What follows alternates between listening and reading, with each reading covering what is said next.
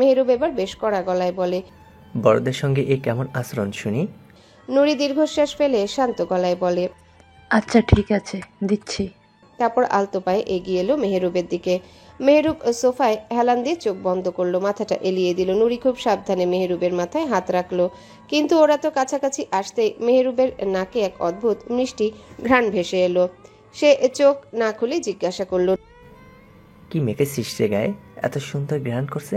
নুরি চমকে গেল প্রশ্ন শুনে, একটু ইতস্তত করলো, তারপর বলে, আতর। মেহরুব আবারও প্রশ্ন করে, নাম কি, কোথা থেকে নিলে? নুরি হতবাক হয়ে গেল। এটা কি ধরনের প্রশ্ন? তবুও শান্ত গলায় বলে, নাম খেয়াল করিনি, তুর্কি থেকে আজিম ভাইয়া এনেছেন। নুরির কথা শেষ হতে মেহরুব চট করে চোখ খুলে তাকালো। ওর দৃষ্টি আগুনের মতো জ্বলছিল। কড়া গলায় বলে, হারাম পুরুষের দেওয়া জিনিস ব্যবহার করছিস, লজ্জা করে না? নুরির বুক কেঁপে ওঠে, ওর চোখে কষ্টের ছায়া নেমে এলো। মলিন কণ্ঠে বলে, তারা আমাকে দেননি, আম্মাকে দিয়েছেন। আমি শুধু একবার মেখেছি, সুন্দর গ্রান দেখে।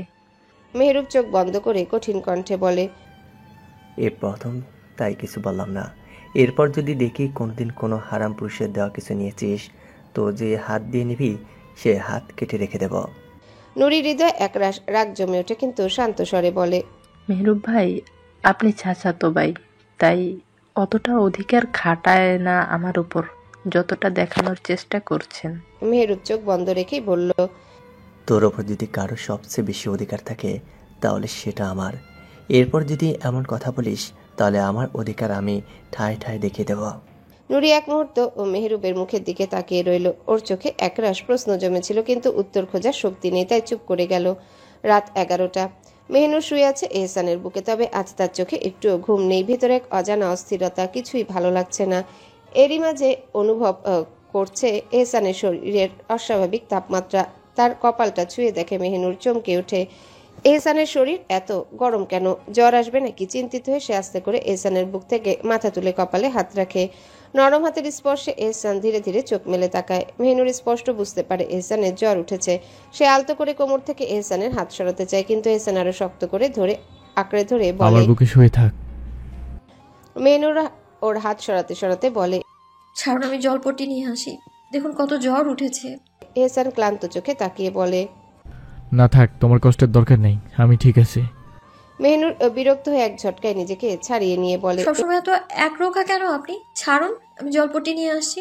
এহসান এবার আলতো করে ওকে ছেড়ে দেয়। মেহনুর তাড়াতাড়ি উঠে যায়, ছোট্ট একটা তোয়ালে নিয়ে আসে, সঙ্গে এক বাটি ঠান্ডা জল। চুপচাপ এহসানের পাশে বসে যত্ন করে ওর কপালে জল পট্টি দেয়। স্পষ্ট দেখতে পায় এহসানের নাক মুখ লাল হয়ে গেছে, নাকের ডগা পর্যন্ত টকটকে লাল। নিশ্চয়ই প্রচন্ড কষ্ট হচ্ছে ওনার। মেহনুর এবার এহসানের গলায় হাত রাখে, গা জ্বলে যাচ্ছে, শরীর আরো উত্তপ্ত হয়ে উঠছে। সে আস্তে করে উঠে গিয়ে আলমারি খুলে ঔষধের বাক্স থেকে একটা জ্বরের ওষুধ নিয়ে আসে। তারপর ওষুধ আর পানির গ্লাসটা এহসানের সামনে এগিয়ে দিয়ে বলে, ওষুধটা খেয়ে নিন। এহসান ধীরে ধীরে দু হাত দিয়ে ভর করে উঠে বসে। ঔষধটা আর পানি খেয়ে নেয়, আর ক্লান্ত অবসন্ন কণ্ঠে বলে, মেহনুর, আমার পাশে এসে শুয়ে যাও, আমি তোমার বুকে মাথা রাখলে সব জ্বর চলে যাবে। মেহনুর দীর্ঘশ্বাস ফেলে বলে, আচ্ছা। সে পানির গ্লাস হাতে নিয়ে রেখে দেয়। অতঃপর ধীরে ধীরে বিছানায় উঠে এহসানের পাশে শুয়ে যায়। এহসান ধীরে ধীরে মেহনুরের বুকে মাথা রেখে চোখ বন্ধ করে নেয়। এটাই শান্তি, এর চেয়ে উত্তম কিছু হতে পারে না। মেহনুর কেঁপে ওঠে। সবসময় সে নিজেই এহসানের বুকে মাথা রাখে, কিন্তু আজ প্রথমবার এহসান ওর বুকে মাথা রাখলো। সে কাঁপা কাঁপা হাতে এহসানের মাথায় হাত রাখে, আলতো করে চুলে বিড়ি কাটে। এহসান সে চোখ বুজে নেয়। মেহনুর বুঝতে পারে এহসানের অর্ধ শরীরের ওজন তার উপর এসে পড়েছে। মনে হচ্ছে শরীরটা পিষে যাচ্ছে। এত বড় সুঠাম দেহের একজন পুরুষ, তার অর্ধেক ভারও নেওয়া কঠিন। কিন্তু কেন জানি আজ নিজের কষ্টের কথা ভাবতে পারছে না মেহনুর। কিন্তু মেহনুর কেন জানি নিজের কষ্টের দিকে অত পাত্তা দিচ্ছে না। সে বারবারই এহসানের কথা ভাবছে। আল্লাহ জানেন কি থেকে কি হয়। মেহনুর জানে না আজ আর তার ঘুম আসবে না। সে চুপচাপ শুয়ে এহসানের মাথায় হাত বুলিয়ে দিতে থাকে। এই মানুষটাকে সে ঘৃণা করার কথা, অথচ তাকে এভাবে বুকে আঁকড়ে ধরে আছে। তার অন্তত একবার মুচড়ে উঠছে। তার অন্তর একেবারে মুচড়ে উঠছে। এহসানের জ্বর যেন তার ভেতরেও ছড়িয়ে পড়েছে। মেহনুরের চোখ এমনিতেই ঘুম নেই, আর এখন এহসানের এই অবস্থা। মেহনুর চেষ্টা করছে চোখ লাগাতে, কিন্তু এহসান বারবার নড়াচড়া করছে আর কেঁপে উঠছে। বোঝাই যাচ্ছে ভীষণ জ্বর এসেছে। এহসান বারবার নড়াচড়া করছে, কেঁপে উঠছে জ্বরের তীব্রতায়। মেহনুর ওর মাথায় হাত বুলিয়ে দিতে থাকে। এহসান অস্পষ্ট গলায় বলে, মেহনুর, খুব ঠান্ডা লাগছে, আরো শক্ত করে জড়িয়ে ধরো আমায়। এহসানের এমন কথায় মেহনুর আরো শক্ত করে ধরে ওকে আর বলে, আমি শক্ত করে ধরেছি, চিন্তা করবেন না। এহসান এখন গভীর ঘুমে তলিয়ে গেছে, কিন্তু মেহনুর জেগে আছে। গুনছে নির্ঘুম রাতের প্রহর। হঠাৎই এহসান গুঙিয়ে ওঠে। মেহনুর এখনো ঘুমায়নি আগের মতো। এহসানকে বুকে জড়িয়ে তার চুলে পিঠে অতি যত্নের সহিত হাত বুলিয়ে দিচ্ছে। হঠাৎ এহসানের শব্দ শুনে মেহনুর আঁতকে ওঠে। সাথে সাথে মেহনুরের বাহু আলগা করে দেয় যাতে এহসান উঠতে পারে। এহসান মেহনুরের বুক থেকে মাথা তুলে ক্লান্ত চোখে তাকিয়ে বলে, ভেতরে খুব অশান্তি করছে, বমি পাচ্ছে মেহনুর। মেহনুর সঙ্গে সঙ্গে ওর গলা ঘাড়ে হাত বুলায়। বুঝতে পারে এহসানের শরীর ঘামছে।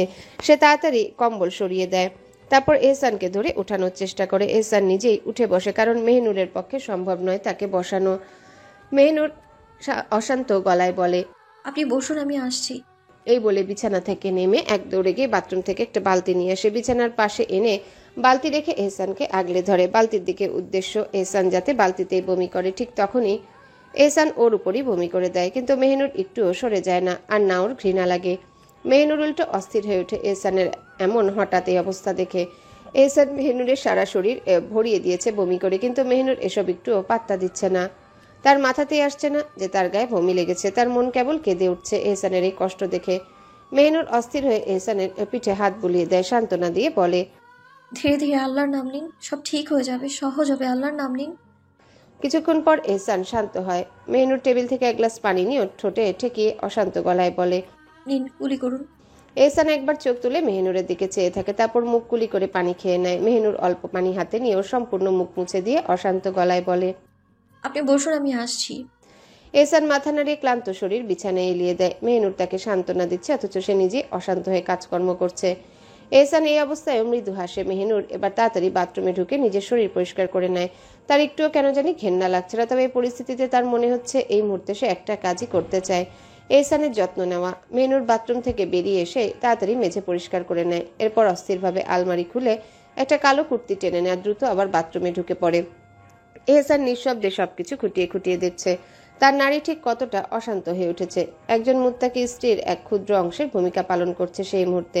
মেহনুরের এমন হন্তদন্ত হয়ে যাওয়া দেখে এহসানের মনে অদ্ভুত প্রশান্তি নামে। বেশ ভালো লাগছে তার, কিন্তু হঠাৎই মেহনুর অস্বস্তিতে পড়ে যায়। তাড়াহুড়োর মধ্যে যে কুর্তিটা নিয়েছে সেটা হাঁটু পর্যন্ত লম্বা, অথচ সে কখনোই হাঁটু বরাবর জামা পরে না। সবসময় হাঁটু পর্যন্ত ঢেকে রাখাটাই তার অভ্যাস। কিছুক্ষণ দোটানায় পড়ে থাকে, তারপর নিজেকে বোঝায় এখানে তো অন্য কেউ নেই, আর এহসানও এখন তার দিকে তাকানোর প্রয়োজনীয়তা অনুভব করছে না। আর তাকালেও কি, এই পুরুষের বুকেই তো সবসময় লেপ্টে থাকে সে, তাহলে এই সামান্য ব্যাপারটা লজ্জার হবে কেন? কিন্তু মন যেন মানতে চাইছে না। একটু সময় নিয়ে নিজেকে সামলে নেয় মেহনুর। অতঃপর গোসল সেরে বেরিয়ে আসে বাথরুম থেকে। এক পলক তাকায় এহসানের পানে, যে কিনা চোখ বুজে শুয়ে আছে বিছানায়। মেহনুর এটা দেখে শান্তি শ্বাস ফেলে আলতো এগিয়ে চুল থেকে তোয়ালেটা খুলে জানালার পাশে মেলে দেয়। তারপর মাথার ওড়না টেনে নেয়। এহসানের পাশে এসে দেখে এহসান সেই আগের ন্যায় চুপচাপ শুয়ে আছে, কিন্তু তার দৃষ্টি অপলকভাবে তাকিয়ে আছে তার দিকে। মেহনুর গভীর শ্বাস ফেলে ধীরে হাত বাড়িয়ে দেয় এহসানের চুলে, কপালে হাত বুলিয়ে দেয় আর বলে, আপনার শরীর মুছে দিই, ঘেমে গেছেন, মন মন শান্ত হবে আপনার। এহসান তেমনই চেয়ে থেকে মৃদু গলায় বলে, না, প্রয়োজন নেই, তোকে কষ্ট করতে হবে না। মেহনুর ভ্রু কুচকে তাকায় আর বলে, বলেছি উঠুন, এত কথা বলার সময় নেই। এহসান এবার আর কিছু না বলে ধীরে ধীরে উঠে বসে, বালিশে হেলান দেয়। মেহনুর ছোট্ট একটা তোয়ালে ভিজিয়ে আনে, এক মগ পানি নিয়ে আসে। বিছানার পাশে টেবিলে মগ রেখে আলতোভাবে এগিয়ে আসে এহসানের দিকে। কাপা কাপা হাতে এহসানের টি শার্টে হাত রাখে, উদ্দেশ্য টি শার্ট খোলা, কিন্তু হাতের কাঁপুনি বাড়তে থাকে। কেন জানি খুব লজ্জা আর অপ্রস্তুত লাগছে নিজেকে। এহসান মেহনুরের অবস্থা বুঝে মৃদু তিক্ত হাসে, তারপর নিজেই ধীরে ধীরে টি শার্ট খুলে ফেলে। টি শার্ট সরাতে মেহনুরের সামনে উন্মুক্ত হয় এহসানের সুঠাম শরীর। নিখুঁত ধবধবে ফর্সা ত্বকের মাঝে গভীর আকর্ষণ নিয়ে উকি দিচ্ছে বুকের মাঝখানে হালকা কালো কুচকুচে পশমের মধ্যে লুকানো ছোট্ট একটা তিল। মেহনুর তাকিয়ে থাকে, নিঃশ্বাস বন্ধ করে। পরক্ষণে মনে পড়ে, আল্লাহ, সে কি করছে? এভাবে তাকিয়ে থাকা একদম অনুচিত। চট করে চোখ নামিয়ে নেয়, তারপর আলতো হাতে তোয়ালেটা ছোঁয়ায় এহসানের শরীরে। এহসান নীরবে মেহনুরের প্রতিটা আচরণ লক্ষ্য করছে। মেহনুরের হাত থরথর করছে, গাল রাঙা হয়ে আছে, সে স্পষ্টতই অপ্রস্তুত, কিন্তু উপায়ও নেই। ধীরে ধীরে এহসানের গা মুছে দেয়, হাত পা মুখ পরিষ্কার করে দেয়। কাজ শেষ হলে উঠে দাঁড়ায়। আপনি বসুন, আমি টি শার্ট আনছি। এহসান শুধু মাথা নাড়ায়। মেহনুর দ্রুত রান্নাঘরে যায়, উদ্দেশ্য এহসানের জন্য কিছু তৈরি করা। এহসান ধীরে ধীরে টি শার্ট পরে আর নিজের মনে বিড়বিড় করে। মেহনুর অনেক ভেবে এহসানের জন্য চুলায় স্যুপ বসায়। এক বাটি গরম গরম ধোয়া ওঠা স্যুপ নিয়ে এহসানের পাশে এসে বসে। চামচ নাড়াতে নাড়াতে বলে, নিন, খেয়ে নিন, ভালো লাগবে। এহসান চোখ ছোট করে তাকায়। এত ভালোবাসা আমার জন্য রাতের ঘুম আরাম করে দিচ্ছিস। মেহনুর এহসানের মুখের সামনে চামচ তুলে ধরে। এটা ভালোবাসা নয়, এটা মনুষ্যত্ব। আর মনে রাখুন, এই জীবনে আপনার আর আমার ভালোবাসা পাওয়া হবে না। এহসান ম্লান হেসে ফিসফিসিয়ে বলে। এটাই ভালোবাসা, আর পাওয়া লাগবে না, পেয়ে গেছি রে। মেহনুর দীর্ঘশ্বাস ফেলে। এখন তর্ক করার সময় নয়, খেয়ে নিন। এহসান স্যুপ খাচ্ছে ঠিকই, কিন্তু তার দৃষ্টি মেহনুরের উপর স্থির। কালো পোশাকে মেহনুরকে যেন আরো অপার্থিব লাগছে। মনে হচ্ছে তার সৌন্দর্য শতগুণ বেড়ে গেছে। একদম মুগ্ধতা নিয়ে চেয়ে থাকে এহসান। আহা, যদি একটু কম সুন্দর হতো তাহলে এতটা মোহগ্রস্ত হতো না। এই নিষ্পাপ মুখ, এই গভীর আঁখি, থুতনির তিল, গোলাপি ঠোঁট পাগল বানিয়ে দিয়েছে তাকে। নেশাগ্রস্ত গলায় বলে। মন চায় তাকিয়ে থাকি, তোমার মুখের সিন নেয় প্রহরের পর প্রহর। দেখি তোমার প্রাণ ভরে, তাও যদি মিটে অন্তত তোমার দেখার তৃষ্ণা। এই বেকুল আমার। মেহনুর বিরক্ত মুখে বলে। ও কবি, আমার কবিতা ছেড়ে খেয়ে নিন বাবা। এহসান কপাল কুঁচকে বলে। ও আমার বেয়াদব নারী, কবে ছাড়বি বেয়াদবি? মেহনুর দাঁত চেপে এহসানের মুখে জোর করে স্যুপের চামচ পুড়ে দেয়। এহসান নরম স্বরে বলে। এদিকে একটু আয় তো। কেন? আরে আয় বলছি। মেহনুর বিরক্তি নিয়ে একটু এগিয়ে নেয় নিজেকে এহসানের পানে আর বলে। বলুন। এহসান আর কিছু বলে না। হঠাৎ করে মেহনুরকে আঁকড়ে ধরে তার ঠোঁটের উপর নিজের ঠোঁট চেপে ধরে। মেহনুরের চোখ বিস্ফোরিত হয়ে যায়। আল্লাহ, এত বড় ধোকা! আগে জানলে কখনো শুনতাম না এনার কথা। এহসান বারবার কয়েকবার মেহনুরের ঠোঁট মন ভরে ছুঁয়ে ওকে ছেড়ে দেয়। এহসান ওকে ছেড়ে দিয়ে মুচকি এসে নিজের ঠোঁটে বৃদ্ধাঙ্গুলি বুলিয়ে বলে। এবার পেটও ভরে গেল, জ্বরে সেরে গেল। রাগে ফুঁসতে ফুঁসতে মেহনুর উঠে চলে যায়। বিরক্তিতে মন বিষিয়ে গেছে। এত মানসিক চাপ আর নিতে পারছে না সে। এহসানকে ওষুধ খাইয়ে শুয়ে দিয়ে মেহনুর অজু করে আসে। তখনই এহসান বলে।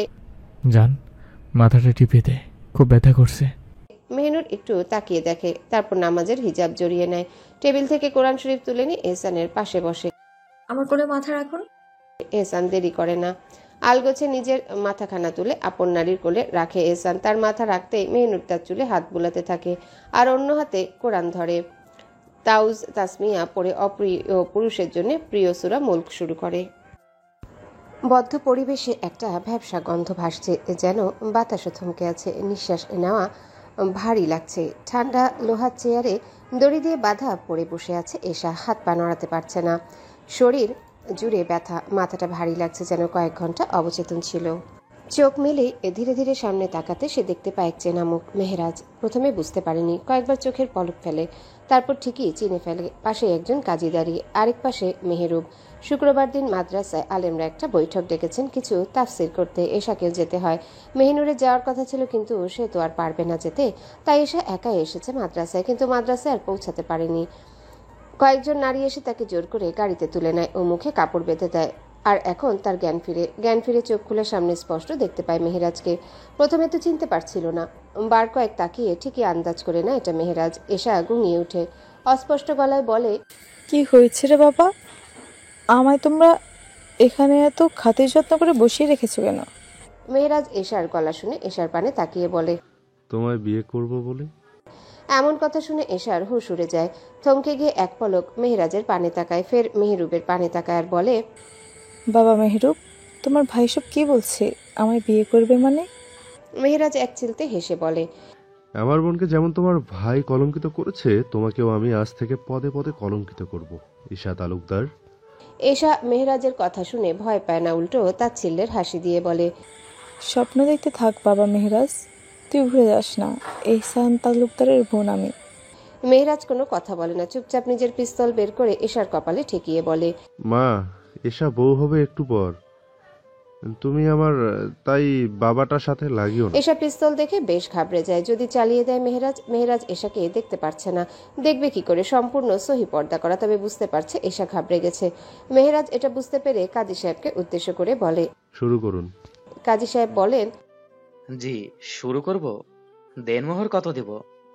মেহেরাজ মেহেরুবের দিকে তাকিয়ে বলে, যতই হোক ও তো আমার সাথেই থাকতে হবে এ জীবন, তাই কত দেওয়া যায় দেনমোহর বলো তো? মেহেরুব একটু ভেবে বলে। 20 দিয়ে দাও। মেহেরাজ এক পলক এশার পানে তাকিয়ে কাজীকে বলে। 20 লক্ষই দিয়ে দিন। কাজী মাথা নাড়িয়ে লিখতে শুরু করেন। এশা আমতা আমতা করে বলে, মেহেরাজ ভুল করছো, এর জন্য তোমার মৃত্যুর চেয়েও বড় শাস্তি পেতে হবে। ভালো ভালো ছেড়ে দাও আমায়। মেহেরাজ বলে ওঠে, আমার মরণের ভয় নেই। তোমার ভাই যে নরপশু এটা আমি জানি, তাও শেষ চেষ্টা করলে ক্ষতি কি? এশা মেহেরাজকে বলে, যত যাই করো, মেহনুর শুধু আমার ভাইজানের। আমার মেরে ফেললেও তুমি মেহনুরকে পাবে না। আর ফেরত ভাতিজা। মেহেরাজের খুব রাগ হয় এশার এমন কথায়। পিস্তলের ট্রিগারে শক্ত করে আঙ্গুল রেখে বলে, আমি কোন দিক দিয়ে তোমার ভাতিজা হই? এই দেশেরই না আমি, আর আমার বোনকেও আমি নিজের কাছে নিয়ে নেব, আর তোমাকেও নিজের অর্ধাঙ্গিনী করে আমার ঘরে রাখবো। এশা এবার কেঁদে ওঠে আর বলে, দেখো আমি সাদামাটা চলি, দয়া করে আমার জীবনটাই নোংরা খেলায় শেষ করো না। মেহেরাজ তিক্ত হেসে বলে, আমার বোনও সাদামাটা ছিল, কিন্তু তাও তোমার ভাই আমার বোনকে নিজের নোংরামিতে ফাঁসিয়েছে।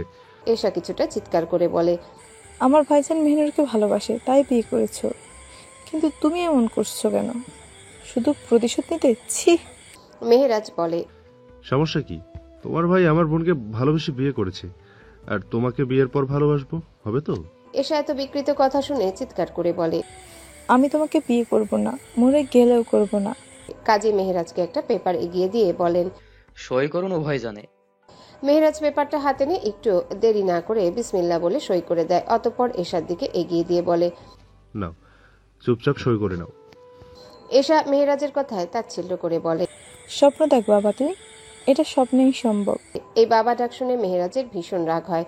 এক লাফে চেয়ার থেকে উঠে উক্ত চেয়ারে জোরে লাথি মেরে এশার দিকে অগ্নিদৃষ্টিতে তাকিয়ে বলে, এশার বাচ্চা, যদি আর একটা শব্দ ব্যয় করিস তো তোর জানাজা পড়বো এখানে।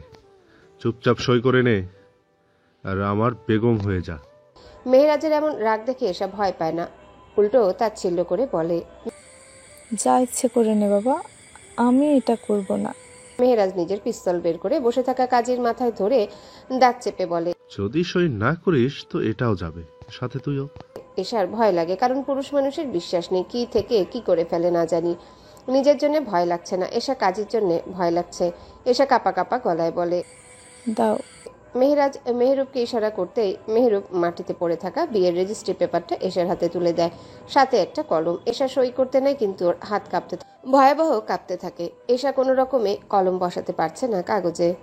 মেহেরাজ এশার এত সময় নিতে দেখে ধমক দিয়ে বলে, কি হলো, এত দেরি হচ্ছে কেন? এশা মেহেরাজের ধমকে কেঁপে ওঠে। বোকার মতো মেহেরাজের দিকে কাগজটা বাড়িয়ে দিয়ে বলে, এক কাজ করো, বিয়েটা যেহেতু নিজের প্রতিশোধের জন্য করছো, তাই আমার সইটাও তুমি করে নাও।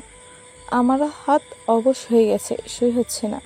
এশার এমন কথা শুনে মেহেরাজ মেহরুব দুজনে অবাক হয়ে একে অপরের দিকে তাকিয়ে থাকে। মানে সে নিজেই নিজেকে বিয়ে করবে? মেহেরাজ এশাকে এবার ধমক দিয়ে বলে, সাইন করবি না, কাজীকে উড়িয়ে দেব। মেহেরাজের কথায় কিছু বলে না। এশা চুপচাপ কাগজে সই করে দিল। তার হাত কাঁপছিল, কিন্তু সে নিজের সইটা শেষ করে মাথা নিচু করে রাখলো। মুহূর্তে কাগজটা মেহেরাজের হাতে চলে যায়। মেহেরাজ সেই কাগজ সামনে ধরে এক তৃপ্ত হাসি হাসলো, যেন সে কোনো জয়ের মুকুট পড়েছে। কাজী সাহেব তখন তার ধীমান আওয়াজে বলেন, কবুল বলো মা। এশা সোজা দাঁড়িয়ে যায় এবং কাজী সাহেবকে এক রাগান্বিত দৃষ্টিতে তাকিয়ে বলে, এসব কবুল বলার প্রয়োজন নেই।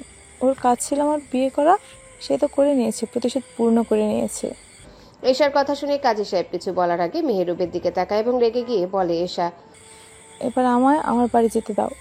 তোমার ভাই তো বিয়ে করে নিয়েছে, সব শেষ তো হলো। মেহেরাজের চোখের আগুন যেন আরো জ্বলে ওঠে। তার মনের অন্ধকার আগুন বেমালুম জ্বলে ওঠে। সে ধমক দিয়ে বলে, সব শেষ হয়নি। তোমার বিয়ে করে নিয়ে 4 বাচ্চার মা যতদিন না বানাচ্ছি ততদিন কিছুই শেষ হবে না। এশা শুনে থমকে যায়। সে এক মুহূর্তের জন্য কিছু বলার সাহস পায় না। তার চোখ বড় হয়ে যায়, যেন তাকে আরো কিছুক্ষণ সময় নিয়ে বুঝতে হচ্ছে। মেহেরাজের কথা শুনে তার মাথা একেবারেই খারাপ হয়ে যায়। সে ভাবতেই পারেনি যে মেহেরাজ এমন কিছু বলবে। এটা কি বলছে সে মনে মনে নিজেকে প্রশ্ন করে। কেউ এক অদ্ভুত শর্ত দিয়ে যাচ্ছে। আমি তো ভেবেছিলাম শুধু বিয়ে করে ছেড়ে দেবে, কিন্তু এটা কি হচ্ছে? এশার চোখে চরম সংখ্যার হতাশার ছায়া ঝলকাতে থাকে। তার কপালে কুণ্ডলী পাকানো শোকের রেখা স্পষ্ট হয়ে ওঠে। এশাকে অনেক ভয় দেখিয়ে শেষ পর্যন্ত বিয়ে করে নিয়েছে মেহেরাজ। বর্তমানে ওকে নিয়ে একটা রিসোর্টে উঠেছে, কিন্তু এশার জ্ঞান নেই, অজ্ঞান করে নিয়ে এসেছে। রিসোর্টের রুমে এসে এশাকে বিছানায় শুইয়ে দিয়ে গোসল করতে যায় মেহেরাজ। গোসল সেরে এসে যখন কক্ষে প্রবেশ করে তখনই ওর চোখ যায় ঘুমন্ত এশার দিকে। রিসোর্টের একজন মেয়ে কর্মীকে বলেছিল যেন এশার বোরখা খুলে দেয়। এশার পরনে হালকা নীল রঙের একটা 3 পিস, বিছানায় শুয়ে আছে ও নিস্তব্ধ আর কোমল। নিঃশ্বাসের ওঠানামায় বুকের কাপড় সামান্য কাঁপছে। মেহেরাজ ধীর পায়ে চুলের পানি মুছতে মুছতে এগিয়ে আসে এশার দিকে। ভেতরে একটা অদ্ভুত অনুভূতি খেলা করছে। এই মেয়েটাকে ভয় দেখিয়েছে, কাঁদিয়েছে, জোর করে নিজের অধিকার নিয়েছে, তবুও কেন এত শান্ত, এত কোমল লাগছে ওকে। একটা দীর্ঘশ্বাস নেয় মেহেরাজ, তারপর ধপ করে পাশে বসে পড়ে। এবার স্পষ্ট দেখতে পায় ও উজ্জ্বল শ্যামবর্ণের তার বেগম, গালে টোল পড়ার মতো একটা কাটা দাগ। দেখে মনে হচ্ছে ঘুমের মধ্যে মুচকি হাসছে, যেন কোনো স্বপ্ন দেখছে, কিংবা হয়তো কেবল ওর মনের মায়ায় এমনটা মনে হচ্ছে। মেহেরাজ এশাকে দেখে নিজের অজান্তেই ফিসফিস করে বলে, এত মায়াবতী একজন তোর কপালে থাকবে সেটা কল্পনার বাইরে মেহরাজ। দেখ কতটা ভয়ঙ্কর সুন্দর তোর বেগম। তুই সব দিক দিয়ে জিতে গেছিস, বোনকেও পেয়ে যাবি, তার সাথে এত সুন্দর বউ তো ফ্রি। নিজেই নিজেকে এসব বলে আপন মনে হাসে মেহেরাজ, কিন্তু হাসিটা বেশি স্থায়ী হয় না। বুকের কোথাও যেন একটা খচখচে কাটা বিঁধে যায়। এশাকে দেখে একবার মনে হয় ওকে আঘাত দেওয়াটা ঠিক হচ্ছে না, আরেকবার মনে হয় ওর হাতেই তো নিজে জীবন সঁপে দিয়েছে। অতঃপর কি একটা মনে করে ঠোঁট কামড়ে হেসে নিজের ফোনটা হাতে নিয়ে এশার পাশে বসে। এশার পাশে বসে কিছু মুহূর্ত ওর দিকে এক দুষ্টু দৃষ্টিতে তাকিয়ে থাকে, তারপর মলিন গলায় বলে, মাফ করো, আমি চাই না কখনোই কোনো নারীকে অসম্মান করতে, কিন্তু এটা করতেই হবে। সেই মুহূর্তে এশার হাত মৃদু কেঁপে উঠে। মেহেরাজের বুকের ভেতর ধক করে ওঠে। এশা কি জেগে গেল? ও কিছুক্ষণ স্থির হয়ে বসে থাকে। না, এশা এখনো গভীর ঘুমে, কিন্তু মেহেরাজের হাত কাঁপতে শুরু করেছে। মনে হচ্ছে কোনো অজানা এক ভয় ওকে জড়িয়ে ধরেছে। এশাকে আঘাত দিতে গিয়ে কেন যেন নিজেই আঘাত পাচ্ছে মেহেরাজ। মেহেরাজ কাপা হাতে এশার শরীর থেকে আলতো করে কামিজ সরিয়ে নেয়, অতঃপর কিছু ছবি তুলে নেয়। ছবি তোলা শেষ হতেই সাথে সাথে এশা জামা ঠিক করে দেয়। নিজের উপর ঘৃণা লাগছে মেহেরাজের এসব করতে, কিন্তু এটাই একমাত্র পথ এহসানকে থামানোর, নয়তো এহসান আর ওকে এই দুনিয়ায় থাকতে দেবে না। মেহেরাজ নিজের ফোন পাশে রেখে ধীরে ধীরে এগিয়ে যায় এশার দিকে এবং ওকে ভালো করে খুঁটিয়ে খুঁটিয়ে দেখতেই ওর দিকে ঝুঁকতে থাকে। ঠিক তখনই এশার জ্ঞান ফিরে। চোখ খুলে মেহেরাজকে নিজের এত কাছে দেখে এশা কিছু মুহূর্ত চোখ বড় বড় করে তাকিয়ে থাকে ওর দিকে। তারপর কিছু বুঝে উঠতে না পেরে এক থাপ্পড় বসিয়ে দেয় মেহেরাজের গালে আর চিৎকার করে বলে, আমার অনুমতি ছাড়া আমায় দেখার অধিকার কে দিল? নরম হাতের হঠাৎ গরম থাপ্পড় খেয়ে মেহেরাজ এশার থেকে ছিটকে সরে যায় আর নিজের গালে হাত বুলাতে বুলাতে বলে, ভালো করে বললে পারতে না? এশা এসবে পাত্তা না দিয়ে যখন নিজের গায়ে ওড়না দেখতে পায় না, তখন বিশ্রীভাবে রেগে বলে, এই কাপুরুষ, এই কাপুরুষের কাপুরুষ, আমার ওড়না কই? আমার বোরকা কেন খুলেছিস? এশার এমন গালাগালি শুনে মেহেরাজ বেশ চটে যায়। মেয়ে মানুষ হয়ে এত গালাগালি কেন করবে? সে তো ছেলে মানুষ হয়ে এত গালাগালি করে না। মেহেরাজ রেগে গিয়ে এশার হাত ধরে হ্যাচকা টানে নিজের কাছে নিয়ে আসার বলে, আর একটা গালি দিলেই তোমার সাথে আমার হয়ে যাবে একটা। আর তোমার বোরকা কেন? সব খোলার অধিকার পেয়ে গেছি আমি, বুঝেছো? এশা রেগে দাঁত চেপে বলে, বলেছিস অধিকার পেয়েছো? তুমি জোর করে বিয়ে করেছিস? আমি এই বিষয় মানি না, আমি এই বিয়েই মানি না। তুই আমায় কেন দেখলি বল? আমার মাহরাম ছাড়া আমায় কেউ দেখেনি জীবনে, তাহলে এত বড় দায় আমার গায়ে কেন দিলি? মেহেরাজ রেগে ফুঁসে বলে, তোমার মাহরামদের বড় মাহরাম, আচ্ছা তোমার মাহরামদের বড় মাহরাম আমি, তাই এত দয়া একে দেওয়ার কিছু নেই। আর একটা গালি দিলে মুখ ভেঙে দেব, অসভ্য মেয়ে। এশা মেহেরাজের চোখে চোখ রেখে বলে, তুই কি আমার মুখ ভেঙে দিবি? তোর অস্তিত্বই মুছে দেবে আমার ভাইজান। শুধু জানুক তো একবার, তুই কাপুরুষ, এত বড় কাপুরুষই করেছিস। মেহেরাজ তাচ্ছিল্যের হাসি দিয়ে এশার উপর ঝুঁকে বিছানা থেকে নিজের ফোনটা হাতে নিয়ে সেই ছবিগুলো এশার সামনে ধরে। এশার হাত পা কাঁপতে থাকে, যদিও ছবিগুলো অতটাও খারাপ না। তার বোরখা নেই, হালকা পেট দেখা যাচ্ছে, ওড়না নেই বুকে। এশার কাছে এর চেয়ে খারাপ কিছু হতে পারে না। এশা নিজের মুখ চেপে ধরে নিজের এমন অবস্থা দেখে মেহেরাজ তাচ্ছিল্য করে বলে, মেয়ে, তোমার ভাইজান আসলে যদি যেতে চাও তো এই ছবিগুলো আমার সাথে সাথে আমার বিদেশি যত ফ্রেন্ড আছে তারাও দেখবে। আর মনে রেখো, সাথে সারা দেশও।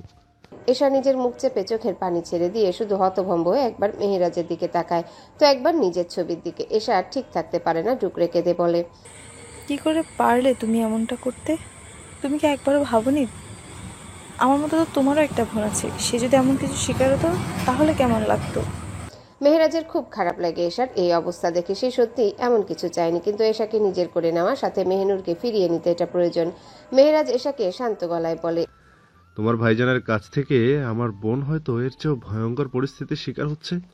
এশা ফুপিয়ে কেঁদে উঠে বলে, আমার ভাইজান মেহনুরকে হয়তো এখনো ভালো মতো ছোঁয়নি, আর এত অপবাদ দিচ্ছ?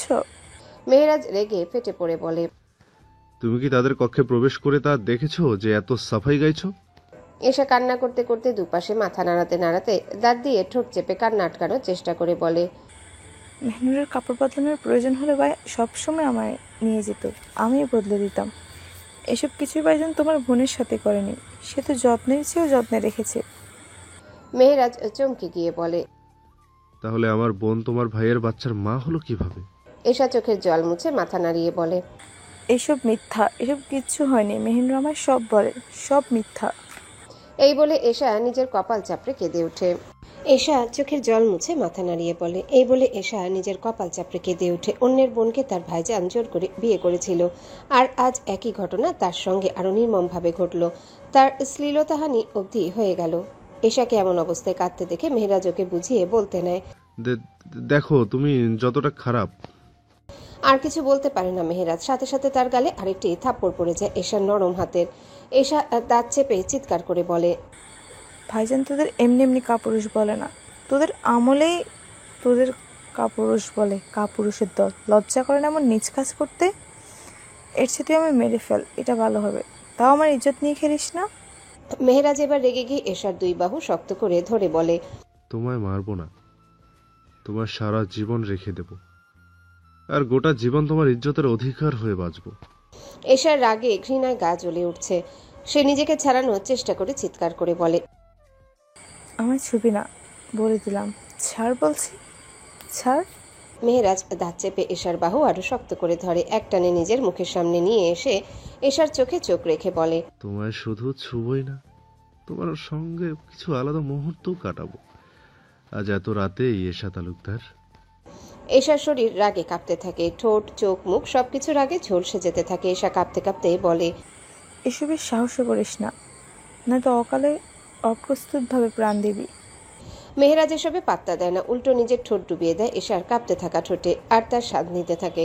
জীবনে প্রথম কোনো মেয়েকে এভাবে আঁকড়ে ধরল মেহেরাজ, আর সেই মেয়েটাই তার স্ত্রী। এশা নিজেকে ছাড়াতে না পেরে খাবলে ধরে মেহেরাজের দুই কাঁধ নিজের দুই হাত দিয়ে, কিন্তু মেহেরাজ তাতে দমে না, বরং আরো শক্ত করে আঁকড়ে ধরে এশার অধরখানা। এশার চোখ দিয়ে স্রোতের মতো পানি ঝরছে, আর নিজের ভাগ্যকে দোষ দিচ্ছে। কেন এই বংশে জন্ম নিলাম? যদি এই বংশে জন্ম না নিতাম তাহলে এমন কিছুর শিকারই হতাম না। এশার থেকে নিজেকে সামলে সরে আসে মেহেরাজ। তারপর হেসে ঠোঁটে এক চিলতে হাসি টেনে এশার ঠোঁটে নিজের বৃদ্ধাঙ্গুল বুলিয়ে দিতে দিতে বলে, এই অধরখানা এখন থেকে আমার দখলে নিলাম, যখন ইচ্ছে তখন আমার আওতায় থাকবে তোমার এই অধর। মনে রেখো মেয়ে। এশা আর কিছু বলে না, পাথরের মতো চুপচাপ বসে থাকে। কিছুক্ষণ এদিক ওদিক তাকিয়ে তারপর আগের মতোই বালিশে মাথা রাখে। নিজেকে পুতুল মনে হচ্ছে, প্রাণহীন পুতুল। এশাকে এভাবে নিস্তেজ হয়ে যেতে দেখে মেহেরাজ উঠে গিয়ে ওর মাথার পাশে বসে, তারপর মাথায় হাত বুলিয়ে দিতে দিতে ফিসফিসিয়ে বলে, মনে রেখো মেয়ে, তোমার ভাইজান হয়তো কিছু সময়ের মধ্যে চলে আসতে পারে আমাদের খোঁজ নিতে। তবে তুমি যদি কোনো চালাকি করো তাহলে তোমার ছবিগুলো কিন্তু রয়েছে আমার কাছে। এশা শুধু শুনে, কিন্তু কিছু বলতে পারে না, চুপ করে থাকে। মেহেরাজ নিজের দুই হাত এশার বাহুতে রাখে, অতঃপর হালকা ঝুঁকে নিজের মুখ এগিয়ে নিয়ে এসে এশার ডান গালে নিজের গাল বসিয়ে দেয়। এশা কেঁপে ওঠে। এমন ভয়ঙ্কর বাজে পরিস্থিতিতে পড়ে ভয়ে নিজের এক হাতে বিছানার চাদর আর অন্য হাতে নিজের হাঁটু খামচে ধরে। মেহেরাজ নিজের গাল এশার গালে বারবার স্পর্শ করিয়ে বলে, মনে রেখো, তুমি এখন থেকে আমার স্ত্রী, তাই ভুলেও ভাইজানের সাথে যেতে নিও না, নয়তো। এশা এবার মুখ খুলে বলে, নয়তো কি আমায় নিজের বিদেশি বন্ধুর কাছে বিক্রি করে দেবে? মেহেরাজের ভিতর ধক করে উঠে। সে ভালো করে বুঝতে পারে এশা তাকে ঠিক কতটা ঘৃণ্যভাবে নিচু চোখে দেখছে। মেহেরাজ এশার গালে নিজের ঠোঁট ছুঁয়ে বলে, তবে বিক্রির যে কাজটি ভেবেছো সেই কাজটি আমি নিজেই স্বয়ং সম্পূর্ণ করব। এশা তীব্র ঘৃণায় কেঁপে ওঠে, তারপর কঠিন গলায় বলে, ভোগ করা শেষ হলে তালাক দেবে আমায়? মেহেরাজ এশার এমন উক্তি শুনে হেসে একইভাবে এশার গালে নিজের ঠোঁট স্পর্শ করিয়ে বলে, তুমি স্ত্রী হও আমার, আমার স্ত্রী ভোগের পাত্রী নয়, ভালোবাসার পাত্রী হয়, তাই ইহকালে তোমাকে তালাক দেওয়া অসম্ভব। এশার আর কোনো কথা বলে না, চুপ হয়ে যায়, যেন পুরো ভেতরটা ফাঁকা হয়ে গেছে, প্রাণ নেই কোথাও। মেহেরাজ এশাকে ছেড়ে দেয় না, বিছানায় এশার পাশে শুয়ে পড়ে। শুধু পাশে শোয় না, এশাকে শক্ত করে আঁকড়ে ধরে, পিছন থেকে ওর ঘাড়ে মুখ গুজে ফিসফিসিয়ে বলে, একদম নড়ো না। জীবনের প্রথম আমি নারীর সংস্পর্শে এসেছি, তাই আমায় তোমাতে হারিয়ে যেতে দাও। এশা এবার চিৎকার করে ওঠে, মেহেরাজের হাত খাবলে ধরে বলে, আমায় ছাড়, কাপুরুষের কাপুরুষ, ছাড় বলছি, নয়তো থাপড়িয়ে গাল লাল করে দেব। মেহেরাজ এশার এমন গালি শুনে তাকে আরো শক্ত করে জড়িয়ে ধরে, ওর ঘাড়ে নাকমুখ বুলিয়ে দিতে দিতে বলে, চুপচাপ শুয়ে থাকো মেয়ে, নয়তো আমি আমার পুরুষত্ব দেখিয়ে দেব। এশা ছটফট করতে করতে কান্নায় ভেঙে পড়ে। ছাড়, আমায় ঘৃণা করছে, তোর হারাম স্পর্শ আমায় ছুঁয়েছে, ছাড় বলছি। মেহেরাজ এবার আর না পেরে এশাকে একটানে নিজের দিকে ঘুরিয়ে নেয়। এশার চোখের পানি নিজের বৃদ্ধাঙ্গুল দিয়ে মুছে দেয়, অতঃপর কিছুক্ষণ ওর মুখের দিকে তাকিয়ে থাকে।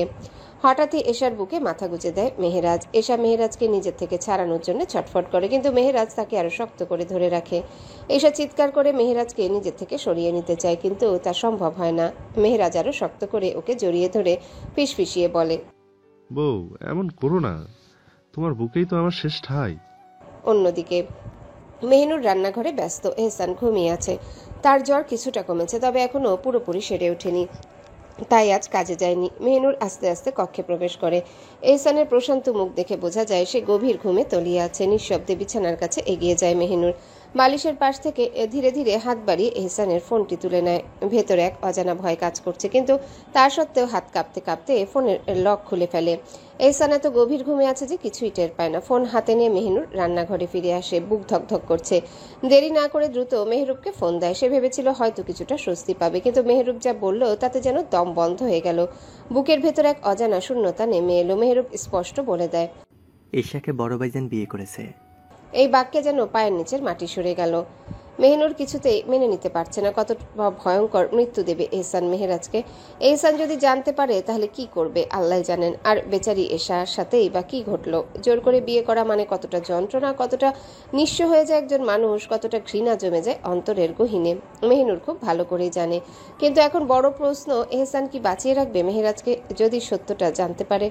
মেহনুরের সারা শরীর কাঁপতে থাকে, পায়ের নিচে জমিন যেন ধসে গেছে, চারিপাশের পৃথিবী অন্ধকার হয়ে আসছে। রিসোর্টের যে কক্ষে এশাকে নিয়ে উঠেছিল মেহেরাজ, সেই কক্ষের অন্য একটি চাবি দিয়ে প্রবল রাগে ফেটে পড়ে প্রবেশ করে এহসান। কক্ষে ঢুকে মেহেরাজকে দেখে যেন রক্ত টকবক করে ফুটতে শুরু করে তার শরীরে। তার আদরের ছোট বোন, তার কলিজার টুকরা, যে কিনা কোনো হারাম পুরুষের সামনে কখনো মুখ প্রদর্শন করেনি, আজ এক পরপুরুষ তার বুকে নিবিড়ভাবে জড়িয়ে আছে। এহসানের দেহে যেন আগুন ছড়িয়ে পড়ে, শিরদাঁড়ায় বরফ গলতে শুরু করলো ক্ষোভের তাপে। এক মুহূর্ত দেরি না করে বজ্রকণ্ঠে গর্জে উঠে সে, কুত্তার বাচ্চা, তো সাহস কি করে হয়? এই দুনিয়া কাঁপানো চিৎকার শুনে এশার চোখ মুহূর্তেই খুলে যায়।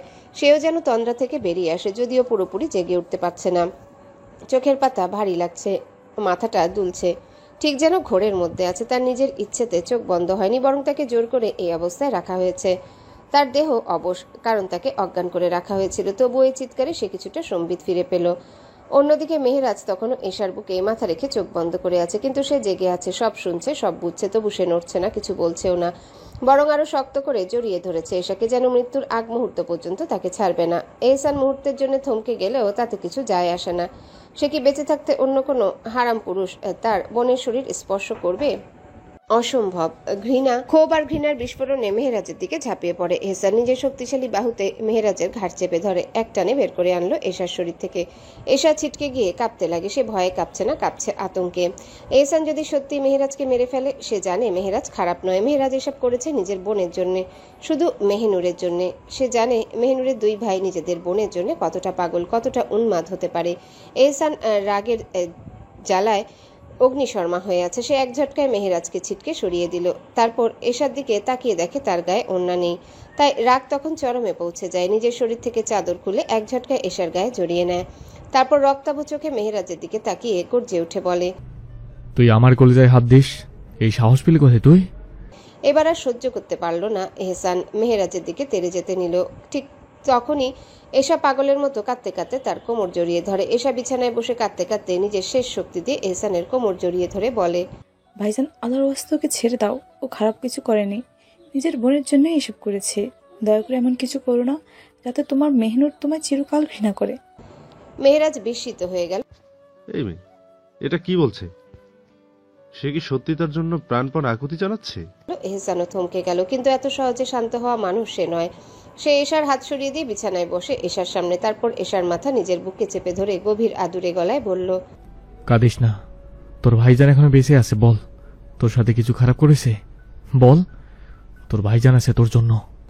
এহসান এশার গাল থেকে অশ্রু মুছে দিতে দিতে বলল, কাঁদবি না, কেঁদে নিজেকে দুর্বল করবি না। তুই এহসান তালুকদারের বোন, ভেঙে পড়া তোর জন্য নয়। প্রয়োজনে তুই নিজে ওকে কোপাবি আমার বদলে। এ কথা শুনে এশা আটকে উঠে সে এহসানের 2 হাত শক্ত করে চেপে ধরে কাঁদতে কাঁদতে মাথা নাড়িয়ে বলে, না ভাইজান, ওকে তুমি মারবে না। ও কিছুই করেনি আমার সাথে, আমি ওর সাথেই থাকবো। এবার এহসান ক্রোধে জ্বলতে জ্বলতে মেহেরাজের দিকে তাকিয়ে বলল, তুই কি ভয় দেখেছিস আমার বোনকে? বল। মেহেরাজ তার চোখ ছোট করে তাকিয়ে বলল, ভয়? আর তোমার বোন? অসম্ভব কথা বলছো এহসান তালুকদার। এহসান গর্জে উঠে সে তেড়ে গেল মেহেরাজের দিকে, কিন্তু এশা আর সহ্য করতে পারল না। সে চিৎকার করে উঠে বলে, ভাইজান, ও তোমার মেহনুরের একমাত্র আপন। তুমি যদি একে মেরে ফেলো তবে মেহনুর তোমাকে কোনো দিন ক্ষমা করবে না। এই কথায় থমকে গেল এহসান, কিন্তু তবুও সে কঠিন গলায় বলল, আমার নারীর জন্য শুধুই আমি, এর মরাতে কিছু যায় আসে না। পরপর কয়েকটা চড় বসিয়ে দিল মেহেরাজের গালে, কিন্তু মেহেরাজ একটাও ফিরিয়ে দিল না। এহসান যখন ঘুষি মারতে গেল তখনই মেহেরাজ ঠোঁটের রক্ত মুছে বলে ওঠে, এহসান তালুকদার, যদি আমার কিছু হয় তবে তোর বোন সারা জীবন কলঙ্কিত হয়ে থাকবে। এই কথা শুনে এহসান আর সহ্য করতে পারল না। সে এত জোরে ঘুষি মারল যে মেহেরাজের ঠোঁট কেটে রক্ত ঝরতে লাগলো। এসব ভয়ে কাঁপতে কাঁপতে এগিয়ে গিয়ে এহসানের বাহু চেপে ধরে বলে, ভাইজান, দয়া করে ছেড়ে দাও, দয়া করে। মেহেরাজ নিজের ঠোঁটের রক্ত মুছে নিল নিজের বৃদ্ধা আঙ্গুল দিয়ে। তারপর এক ঝটকায় এশাকে নিজের বাহুর মধ্যে নিয়ে বলল, এত নাটক কেন করছিস এহসান তালুকদার? তুই আমার বোনকে জোর করে বিয়ে করেছিস, আমিও তোর বোনকে জোর করেই বিয়ে করেছি। এবার তুই নিজের বোনকে চাইলে আমার বোনকে আমায় দিয়ে দে। এহসান গর্জে উঠে বলে, নয়তো কি, কোন বাল ছিড়বে তুই? মেহেরাজ ঠোঁট বাঁকিয়ে তাচ্ছিল্যের হাসি দিয়ে বলল, তোর বোন যখন অজ্ঞান ছিল তখন আমি ওর সুন্দর কিছু ছবি তুলেছি। সেগুলো এমন জায়গায় রাখা যেখানে 2 দিনের মধ্যে না ঢুকলে সব পাবলিক হয়ে যাবে। এবার বুঝ। এহসান চিৎকার করে উঠে বলে, হাসিব, নিয়ে আয়। আসিফ কক্ষের বাইরেই দাঁড়িয়েছিল। এহসানের আদেশ শুনে কয়েকজন মেয়ে গার্ডদের ইশারা করে সে নিজে যেতে পারবে না, সে কক্ষে এসে আছে। মুহূর্তের মধ্যে কয়েকজন মহিলা গার্ড কক্ষে প্রবেশ করে। মেহেরাজ কিছু বুঝে ওঠার আগেই তারা তাকে এক প্রকার শূন্যে ধরে নিয়ে কক্ষে রাখে চেয়ারে বসে লোহার তার দিয়ে বেঁধে ফেলল। এসা স্পষ্ট দেখতে পেল তার চোখের সামনে মেহেরাজের মৃত্যু লেখা হয়ে গেছে। এহসানের হাতে একখানা ছুরি। একজন এগিয়ে তুলে দিল এহসান তা হাতে নিয়ে রক্তচক্ষু নিয়ে বলল, এবার তোর দুনিয়া থেকে বিদায় নেওয়ার পালা রে। এই বলে এহসান মেহেরাজের দিকে এগুতে থাকে। এশা জানে আজ যদি এহসান মেহেরাজকে মেরে ফেলে তবে সব শেষ হয়ে যাবে। মেহনুর কখনো এহসানকে ক্ষমা করবে না, আর সে নিজের জীবনে আবারও দ্বিতীয় পুরুষের স্পর্শ পাবে। 2 পরিবারে রক্তাক্ত খেলা শুরু হবে। বিশ্রীভাবে একজন আরেকজনকে মারবে, শেষ করে দেবে, সবকিছু ছিন্ন ভিন্ন হয়ে যাবে। এশা যে কোনো মূল্যে এহসানকে বুঝাতে হবে, তাকে থামাতে হবে। প্রয়োজনে সারা জীবন মেহেরাজের সঙ্গে থাকতে হলেও সে রাজি। তবু আজ এহসানকে এই ভুল করতে দেবে না। এশা এক মুহূর্ত দেরি না করে সোজা এহসানের পা জড়িয়ে ধরল। গভীর আর্তনা দিয়ে কেঁপে উঠল পুরো কক্ষ। ভাইজান, ওকে মেরো না, আল্লাহর ওয়াস্তে তোমার বোনকে বিধবা করো না। ভাইজান, আমি ওকে মাফ করে দিয়েছি, মন থেকে মাফ করে দিয়েছি। আমি চাই না আমার জীবনে দ্বিতীয় পুরুষ আসুক। প্রয়োজনে সারা জীবন ওর সাথেই থাকবো, তবু ওকে ছেড়ে দাও। এশার কান্নায় কক্ষের পরিবেশ যেন ভারী হয়ে ওঠে। এহসান স্থির দাঁড়িয়ে থাকলো, একটুও নড়ে না। কোনো ভাই তার বোনের এমন আর্তনাদ উপেক্ষা করতে পারে? সে পারে না, সে পারছে না। তার রক্তাক্ত রাগের ঢেউ ধীরে ধীরে স্তিমিত হতে লাগে। এহসান ধীরে ধীরে হাঁটু গেড়ে বসে এশাকে টেনে তুলল, শক্ত করে নিজের বুকে জড়িয়ে ধরল। তারপর রক্তচক্ষু নিয়ে তাকালো মেহেরাজের দিকে। একটা দহন, একটা তীব্র বিদ্বেষ, একটা প্রগাঢ় হুমকি তার দৃষ্টিতে সব ফুটে উঠল। তুই কি চাস বোন? স্পষ্ট করে বল, তোর যা চাওয়ার তাই হবে। তোর সিদ্ধান্তে শেষ সিদ্ধান্ত হবে। এশা ফুপিয়ে কেঁদে উঠে বলে, আমি চাই তুমি ওকে ছেড়ে দাও। এহসান তিক্ত গলায় হেসে উঠল। ও তোকে দেখে নিছে খারাপ ভাবে, তবু ওকে ছেড়ে দিলে আমি শান্তিতে বাঁচবো না। এশা এবার শক্ত হলো। সে জানে আজ যদি সে নিজেকে দুর্বল দেখায় তবে কিছুই রক্ষা করা যাবে না। গভীর শ্বাস নিয়ে শক্ত কণ্ঠে বলে, আমি ভালোভাবে দেখেছি, তাই এটা খারাপ হবে না ভাইজান। আমিও স্ত্রী, আমার ওপর অধিকার থাকতে পারে, তাই না? এহসান থমকে গেল। তার ছোট্ট বোন, যার চোখের পানিও সে সহ্য করতে পারে না, সে আজ এমন কথা বলছে। সে এশার মাথায় হাত বুলিয়ে নরম গলায় বলে, তুই সত্যি ওকে স্বামী মানছিস? এশা জানে সে মিথ্যে বলছে, কিন্তু আজ এই মিথ্যে সত্য হয়ে যাবে যদি তার জীবন বাঁচাতে পারে। সে দৃঢ় কণ্ঠে বলল, হ্যাঁ ভাইজান, আমি ওকে স্বামী হিসেবে মানি। বিশ্বাস করো, আমার অনুমতি ছাড়া ও আমায় ছোঁয়নি। আমি অনুমতি দিয়েছি বলেই ছুঁয়েছে। দয়া করে ওকে মেরো না। এহসানের চোখ মুখ কঠিন হলো। রাগের সাগরে এক ফোঁটা শান্তির জোয়ার বইল যেন। অন্যদিকে মেহেরাজ স্তব্ধ হয়ে এশাকে দেখছে। একজন নারী চাইলে ছলনা করে কাউকে চিরতরে ধ্বংস করে দিতে পারে, আবার সেই একই নারী চাইলে ছলনা করে কাউকে ধ্বংসের হাত থেকে বাঁচাতেও পারে। এশা আজ সেটা প্রমাণ করলো। এশার প্রতিটা কথা মেহেরাজের মনে বাজছে। তার নিজের উপর ঘৃণা হচ্ছে। এশার মতো একটা মেয়েকে সে এত কুৎসিতভাবে ফাঁসিয়েছে। কি করে পারলো? কি করে এতটা নিচে নেমে গিয়েছিল সে? এহসান এবার মেহেরাজের দিকে তাকালো। তার চোখে আগুন, তার দৃষ্টিতে হুমকি, কিন্তু তার পাশে দাঁড়িয়ে আছে তারই বোন। এহসান রক্তচক্ষু নিয়ে মেহেরাজের দিকে তাকিয়ে বলে, কি রে কাপুরুষের বাচ্চা, পারবি তো আমার বোনকে সুখে রাখতে?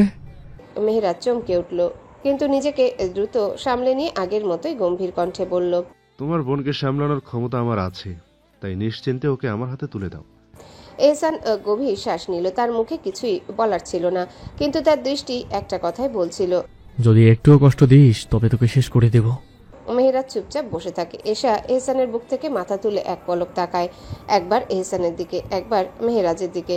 তার হৃদয় তখনও কাঁপছে, কিন্তু অন্তত আজকের দিন শেষ হলো রক্তপাত ছাড়া। এই মুহূর্তে এইটুকুই তার বিজয়। এহসান এশাকে ছেড়ে দিয়ে কঠোর স্বরে বলল, যা, তৈরি হয়নি, বাড়ি যাব। আব্বার অনুমতি নিয়ে তোকে আবার বিয়ে দেব। তারপর মেহেরাজের দিকে ফিরে তার ছেলের হাসি ছুড়ে দিয়ে বলল, কাপুরুষের বাচ্চা, তুই প্রস্তুত হয়ে যা নিজের দায়িত্বের জন্য। এই বলে এহসান নারী গার্ডদের ইশারা করলো। তারা এসে কক্ষের পাহারা নিল। এহসানের শরীর তখনও রাগে জ্বলছে। মন চাচ্ছিল মেহেরাজকে কাঁচা চিবিয়ে খেয়ে ফেলতে, কিন্তু আফসোস, জীবনের প্রথম ভুল করেও কেউ বেঁচে গেল। এহসান বেরিয়ে যেতে এসা ধপ করে মাটিতে বসে পড়লো, হাঁপাতে লাগলো। কত মিথ্যা বলেছে শুধু পরিস্থিতি ঠিক রাখার জন্য, ছি ছি ছি। কিন্তু সবই হয়েছে আল্লাহর হুকুমে। ধীর পায়ে উঠে দাঁড়িয়ে এসা এগিয়ে এসে মেহেরাজের বাঁধন খুলে দিল। তারপর চোখের পানি মুছে ঠান্ডা স্বরে বলল, আল্লাহর হুকুমে বেঁচে গেলি রে কাপুরুষ, নয়তো এখন উপরে থাকতি। এশা কোনো দিকে না তাকিয়ে কক্ষের ওয়াশরুমের দিকে এগুতে নিল, কিন্তু মেহেরাজ ছাড়া পেয়ে হুট করে এশার হাত ধরে টেনে নিয়ে নিজের বুকের সাথে চেপে ধরল। এশা হতভম্ব হয়ে গেল। তার শরীর কাঁপছে, মনে হচ্ছিল সব শেষ হয়ে যাচ্ছে। মেহেরাজ তার কোমর শক্ত করে ধরে এশার মুখের সামনে তাকিয়ে বলল, সংসার করবে আমার সাথে, সারা জীবন থাকবে এই কলঙ্কিত সম্পর্কে আবদ্ধ হয়ে। এশার ভেতর যেন তপ করে আগুন জ্বলে উঠল। সে দাঁত পিষে বলল, তোকে বাঁচানো শুধু মাত্র মেহেনুরের জন্যই, নয়তো তোর মতো নিজ মানুষকে নিজের নামের সাথে জোড়াতে চাইনি আমি। মেহেরাজ তার হাতের বাঁধন আরো শক্ত করে নিল। চোখ গভীর, স্থির, দৃঢ় এনে বলল, তাহলে বাঁচালে কেন? মরতে দিতে পারতে তোমার ভাইয়ের হাতে। এশা দাঁত চেপে বলে, তুই মেহেনুরের ভাই বলে নয়তো সত্যি বলছি নিজ থেকে তোকে কোপাতাম। মেহেরাজ হালকা হেসে উঠে। তার পেয়ে ঠোঁট ফাটা থাকার কারণে সে হাসিটা ঠিক জমল না। এশার চোখের কোণে লেপটে থাকা পানি মুছে দিতে দিতে মৃদুস্বরে বলল, তোমার হাতে একবার নয়, বারবার কোপ খেতেও রাজি, প্রিয় অর্ধাঙ্গিনী। এশা ক্ষিপ্ত হয়ে বলল, মেহেরাজ, ভালো চাস তো ছেড়ে দে, মুখে ধরেছিস কেন? বুঝতে পারছিস না কষ্ট হচ্ছে? মেহেরাজ ধীরে ধীরে তার বাঁধন শিথিল করে। তারপর ঠোঁট কামড়ে কৌতুক ভরা কণ্ঠে বলল, ইস, যদি ঠোঁটখানা ফাটা না থাকতো তাহলে আমি এখন অন্য জগতে থাকতাম। এশা রাগে গজগজ করতে করতে বলল, ঠোঁট সহ গালও ফাটবে এখন। আর যদি একটা কথা বলেছিস তো মরণের ভয় করে না তোর? এই তো মরতে মরতেই বেঁচেছিস। মেহেরাজ তাচ্ছিল্য করে বলে, যখন তোমায় নিজের করার নিয়ত করেছি তখন থেকেই মরণের ভয় ভুলে গেছি। এশা আর কিছু বলে না। মেহেরাজকে ধাক্কা দিয়ে সে দ্রুত ওয়াশরুমে চলে গেল। এশা বোরখা পরে তৈরি হয়ে এসে দেখলো এহসান কক্ষে বসে অপেক্ষা করছে। তার পাশে মেহেরাজ নিঃশব্দে দাঁড়িয়ে আছে, মুখ শব্দ ও ভাবলেশীন। কোনো কথা নেই, কোনো অনুভূতি নেই, আছে শুধু অপেক্ষা। এশা বেরিয়ে আসতে এহসান এক পলক তার দিকে তাকালো, তারপর ঠান্ডা গলায় বলল, চলো। তারপর দুজনকে নিয়ে রিসোর্ট থেকে বেরিয়ে পড়লো। গন্তব্য তালুকদার বাড়ি। সেখানে ছোট তালুকদারকেও এনে বসিয়ে রাখা হয়েছে। এই রাতের আগুন নেভানোর জন্য নতুন ঝড় অপেক্ষা করছে। ঘরের এক কোণে জায়নামাজে বসে আছে মেহিনুর। তার সাদা কামিজ এখন চোখের পানিতে ভিজে প্রায় ধূসর হয়ে গেছে। তার দুহাত কাঁপছে, বুক ধকধক করছে। হে আল্লাহ, আমার ভাইজানকে বাঁচিয়ে দাও, আমার ভাইজানকে তুমি হেফাজত করো। বারবার একের পর এক সালাতুল হাজতের নামাজ আদায় করছে সে। প্রতি রাকাতে প্রতি সিজদায় গলে পড়া পানির মতো গলছে তার দোয়া। কান্না করতে করতে মিলিয়ে যাচ্ছে সে। আখিরা যেন সামনে এসে দাঁড়িয়ে আছে। আর কাঁদবেই বা না কেন? সে তো জানে এহসান কতটা অমানুষ হতে পারে। একটা সামান্য কথার জন্য রাসেলের জিভ টেনে ছিঁড়ে ফেলেছিল, তাহলে ভাইজানের জন্য কি করবে? শরীর শিওরে উঠল মেহিনুরের। সে কাঁপতে কাঁপতে ভেতর থেকে গুটিয়ে গেল। ভাইজান কি আর বাঁচবে, নাকি এবারও তাকে একটা লাশে দেখা পেতে হবে? শরীরে তার রক্ত নেই, প্রাণ নেই, তবু সে হাত তুলে মোনাজাত শুরু করলো। হে আল্লাহ, আমি পাপী হতে পারি, কিন্তু তুমি তো দয়ালু। তুমি আমার ভাইজানকে রক্ষা করো। যদি সত্যি তার জন্য এহসানের হাত উঠে, তো তুমি এহসানের মনে মায়া দয়া জন্মাও। মেহিনুরের কান্না থামে না। হে রব, তুমি আমার ভাইজানের গুনাহ মাফ করে দাও। তুমি তাকে ক্ষমা করো। সে যদি অন্যায় করেও থাকে, তবে তুমি তার প্রতি দয়া করো। মোনাজাত করতে করতে পুরো শরীর একরকম অসাড় হয়ে যাচ্ছে মেহিনুরের। তার ভাইজানের এই বোকামি কি নিয়ে আসবে, নাকি আরো অন্ধকার নামবে তার নিজের জীবনে? তালুকদার বাড়িতে তালুকদার বাড়ির বিশাল ড্রয়িং রুমে বসে আছেন পরিবারের সকল অভিভাবক। সোফায় হেলান দিয়ে বসে আছেন মনিরুল সাহেব, মোস্তফা সাহেব, ইমরান, এনাম, তৌফিক তালুকদার, তাজিম তালুকদার, মাঝারুল সাহেব আর এহসান। ঘর জুড়ে একটা থমথমে পরিবেশ। কেউ উচ্চস্বরে কথা বলছে না, কিন্তু প্রতিটা শব্দই যেন ভারী পাথরের মতো আঁচড়ে পড়ছে চারিপাশে। সব শুনে প্রথম মুখ খুললেন মোস্তফা সাহেব। আমার নাতি যেহেতু বিয়ে করেই ফেলেছে আর এসেও তাকে মেনে নিয়েছে, তাহলে এতে তো আর সমস্যা থাকার কথা নয়। তার কথায় কেউ দ্বিমত করল না। তবে এহসানের বাবা গম্ভীর কণ্ঠে বললেন, সমস্যা থাকার কথা না তো বুঝলাম, কিন্তু তোমার নাতি কি আমার মেয়েকে সুখে রাখতে পারবে?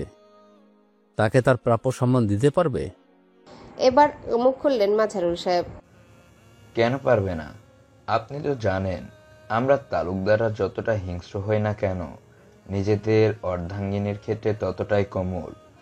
আর মেহরাজ তো তালুকদার বাড়িরই অংশ। সবাই চুপচাপ শুনছিল। তখনই ইমরান দীর্ঘশ্বাস ফেলে বলল। মুস্তফা সাহেব দৃঢ় কণ্ঠে বললেন, আজ অব্দি কোনো নারী তালুকদার বাড়ির স্ত্রী হয়ে অশান্তিতে ছিল না।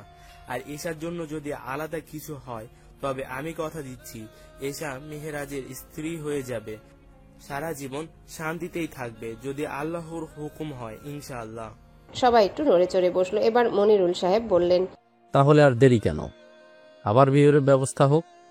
প্রথম থেকেই নীরব এহসান এবার মুখ খুলল। তার কণ্ঠে ছিল কঠিন শীতলতা। কাজী রেডি আছে, তাই দেরি না করে তাড়াতাড়ি বিয়ে পড়ানো হোক। সবাই একে একে মাথা নেড়ে সম্মতি দিল, কিন্তু এই পুরো সময় একজন কিছু বলছিল না। মেহরাজ, সে মাথা নিচু করে চুপচাপ দাঁড়িয়েছিল। কোনো প্রতিবাদ নেই, কোনো উচ্ছ্বাস নেই, শুধু যেন একটা বোবার প্রতিচ্ছবি হয়ে দাঁড়িয়ে আছে সময়ের সামনে। অন্যদিকে এশা নিজের ঘরে বসে আছে। চারিপাশে ব্যস্ততা চলছে, কিন্তু সে যেন সব অনুভূতি হারিয়ে ফেলেছে। আমেনা বেগম, আয়েশা বেগম কাঁদতে কাঁদতে তার লাগেজ গুছিয়ে দিচ্ছেন। একটা একটা করে শাড়ি, গহনা, ছোট ছোট স্মৃতির টুকরা ভরে দিচ্ছেন ব্যাগে।